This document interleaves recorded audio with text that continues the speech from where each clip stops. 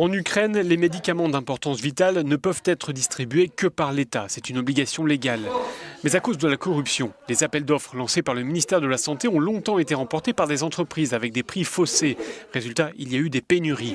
Alors en 2015, le gouvernement a décidé de faire appel à des organisations internationales, notamment des agences des Nations Unies, afin de remédier à cette situation. Dans l'entrepôt du PNUD à Kiev, on trouve tout un stock de médicaments contre la tuberculose, l'hépatite, les maladies orphelines ou le VIH. C'est de là qu'ils sont dispatchés à travers le pays.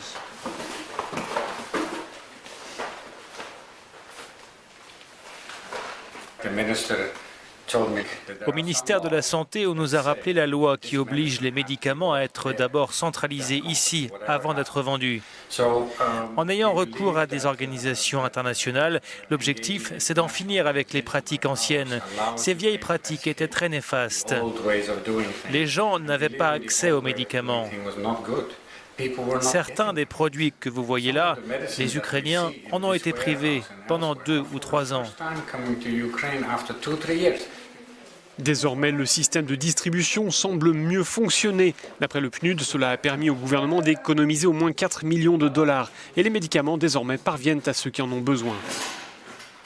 Nous sommes dans un hôpital de Kiev qui accueille des enfants souffrant de la tuberculose. Ici, pendant longtemps, on a vu arriver de nombreux malades ayant contracté la tuberculose, faute de vaccin.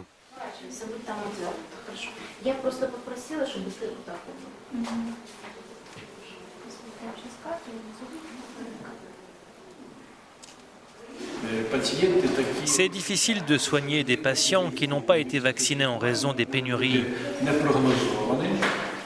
Leur santé est fragile et peut se dégrader. Et cela peut même être fatal.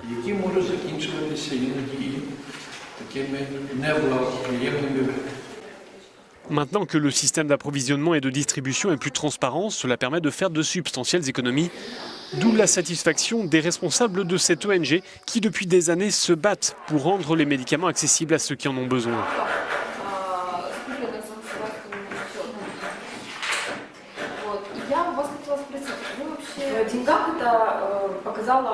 Les économies réalisées sont très importantes.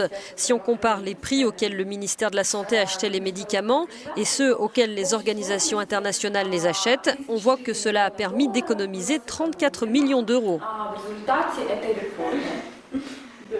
Les responsables d'ONG estiment qu'il ne faut pas que le ministère de la Santé reprenne la main sur la distribution des médicaments, mais qu'il faut que ce rôle incombe à une agence indépendante.